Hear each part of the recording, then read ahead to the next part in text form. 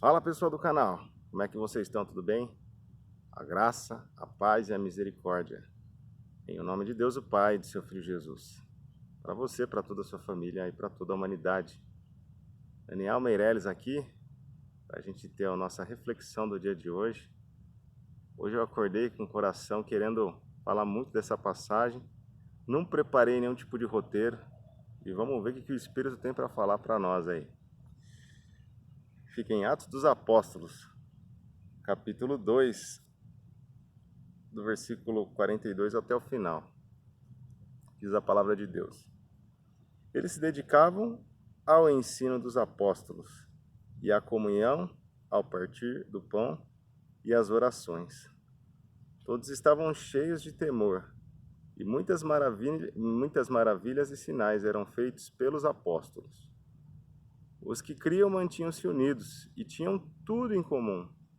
Vendendo suas propriedades e bens, distribuíam a cada um conforme a sua necessidade. Todos os dias continuavam a reunir-se no pátio do templo. Partiam o pão em suas casas e juntos participavam das refeições, com alegria e sinceridade de coração, louvando a Deus e tendo a simpatia de todo o povo. E o Senhor lhes acrescentava diariamente os que iam sendo salvos. Que passagem linda essa daí. É o início da Igreja de Cristo.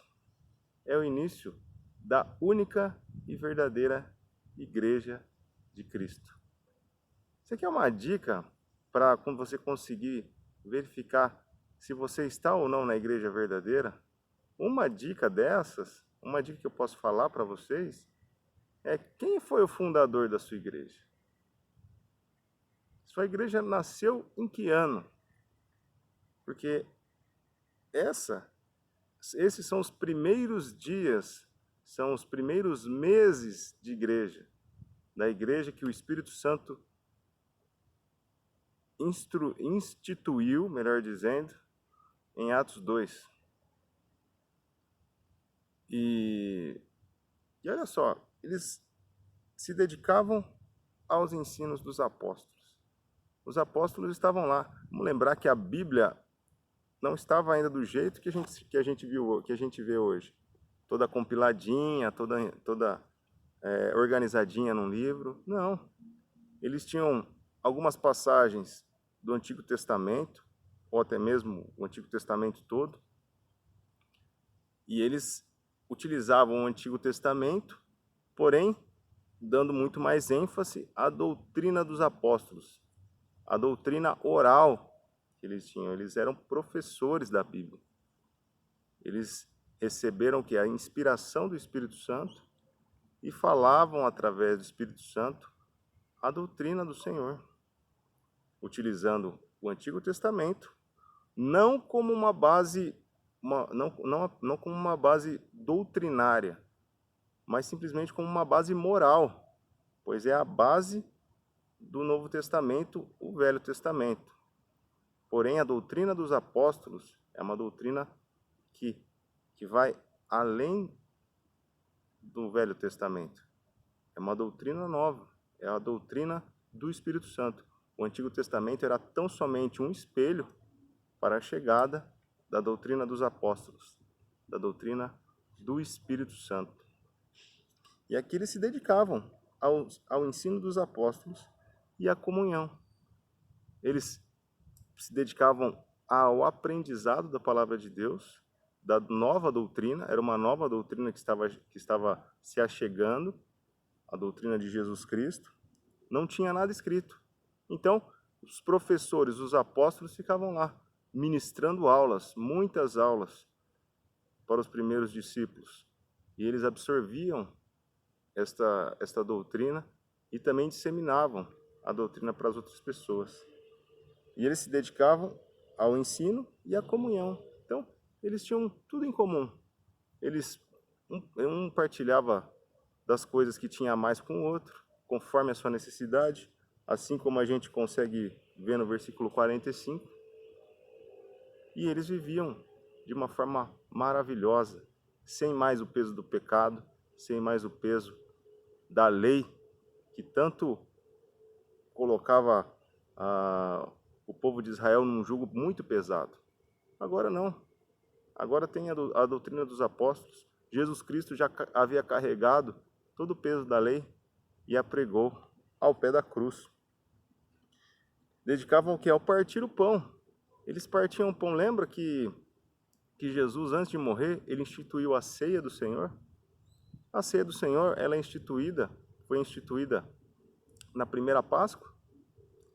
E todo primeiro dia da semana, a igreja verdadeira, ela se reúne para quê? Para partir o pão e tomar o cálice, para lembrar do sacrifício de Jesus, para lembrar que nós fomos pecadores e agora somos pessoas regeneradas, pessoas que buscam ser a imagem e a semelhança de Cristo.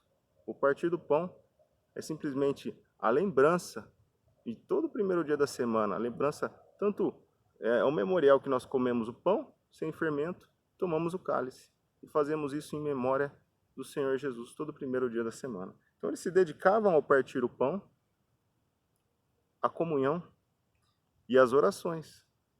Eles oravam juntos, eles se dedicavam ao ensino do Senhor. Um exemplo para nós hoje, que nós devemos também nos dedicar à doutrina dos apóstolos, ao partir o pão e às orações. Eles estavam cheios de temor, reverência, amor, zelo pela palavra de Deus, zelo pela causa do Senhor.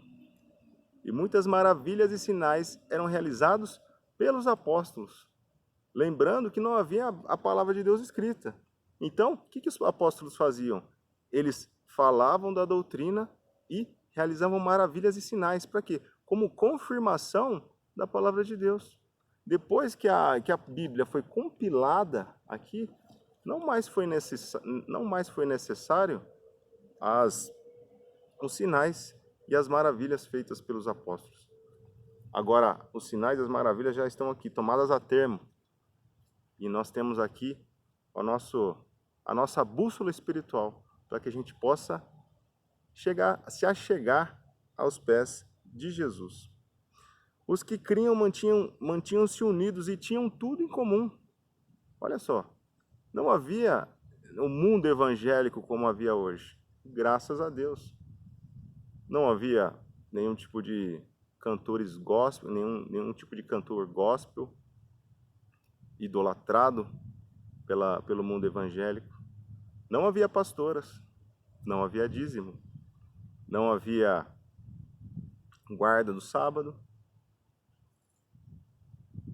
não havia guitarra, não havia bateria, havia tão somente as vozes dos discípulos louvando e entoando cânticos a Deus.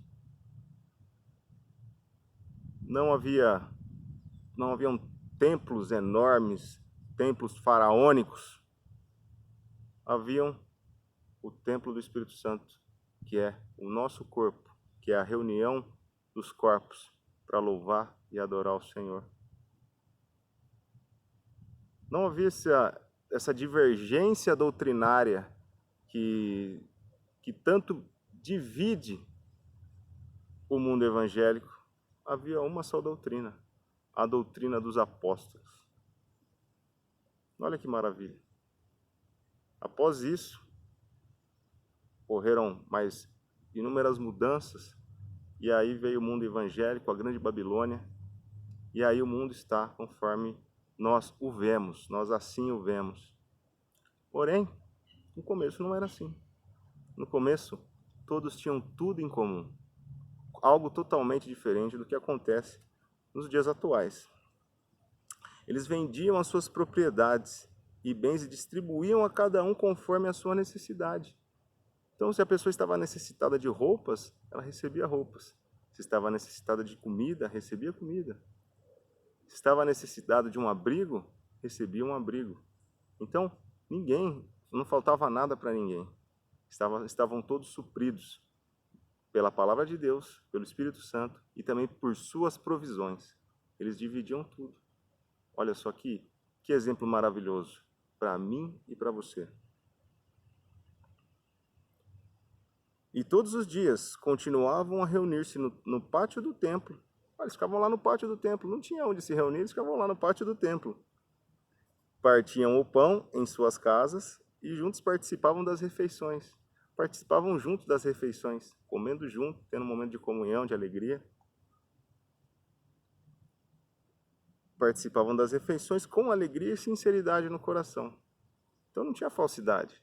Era um momento de alegria, de comunhão, de prazer, de amor fraternal. Louvando a Deus e tendo a simpatia de todo o povo. E o Senhor lhes acrescentava diariamente os que iam sendo salvos. Diariamente havia batismos, pessoas que se arrependiam, entregavam a vida a Deus e reafirmavam o amor a Deus. Que maravilha! Esse foi o início da Igreja de Cristo. Foi o início da Igreja verdadeira do Senhor, fundada por Jesus Cristo e o Espírito Santo do Senhor e Deus Pai.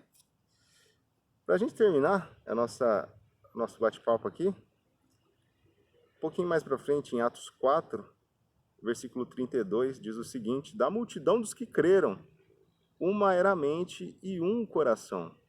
Ninguém considerava unicamente sua coisa alguma que possuísse, mas compartilhavam tudo que tinham. Olha só a característica da Igreja verdadeira do Senhor. Eles compartilhavam tudo que tinham. A coisa não era minha, não havia ego, havia altruísmo, havia amor, havia partilha, para que ninguém faltasse nada. Que exemplo maravilhoso, que possamos colocar em prática tudo isso. E se você ainda está em dúvida, se você está servindo realmente a Igreja verdadeira do Senhor, vem bater um papo comigo. Me manda um direct, vem conversar comigo no Facebook, no WhatsApp, em qualquer rede social aí, que eu vou ter o prazer de apresentar para você e para toda a sua família. Tamo junto aí? Que Deus abençoe. Tamo junto. Valeu!